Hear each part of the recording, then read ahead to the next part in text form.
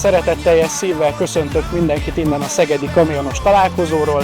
Szeretném bemutatni nektek a megújult Mercedes-Benz Actros 1848 LS-t.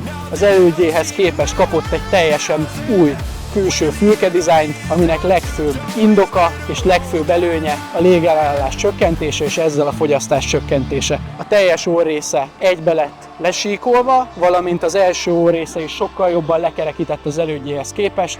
Ez mind a légellenállásnak a csökkentése, amit az egész fülkerészen végigvettek, teljes oldalszoknyáján, a megújult légterelőkön, vagy akár a felni takaró burkolatokon is. Ezzel egyenértékűleg az autó kapott egy frissített váltót, valamint egy hosszabb hátsó hidat, aminek együttesével, a megújult külsővel és az aeroelemekkel 8%-os fogyasztás csökkenést is el tudunk érni az elődjéhez képest.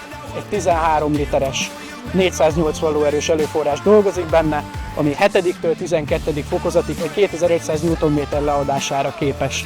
Megújult a fényszórórendszer, gyárilag széria benne a LED fényszóró, ebbe az autóba ez a kivitel van, és ugyanezzel a fényszóró kialakítással magát az autónak az orrészét 8 centivel megnöveltük, ezzel is optimalizálva azt, légellenállás minél alacsonyabb legyen és minél optimálisabb. Az autó biztonsági rendszerek tekintetében minden 2025-ös normát teljesít, ebben az adott autóban távolságtartó tempomat, kétoldali holtérfigyelés, aktív vészfékasszisztens, tolatókamera, és minden olyan, ami ahhoz kell, hogy a pilóta biztonságba ki tudjon szállni az autóból.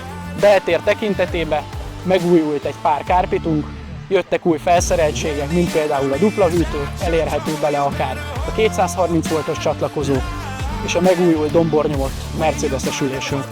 Nagyon szépen köszönjük, hogy megnéztétek az összeállításunkat. Kérdés, érdeklődés esetén keressetek minket bátran.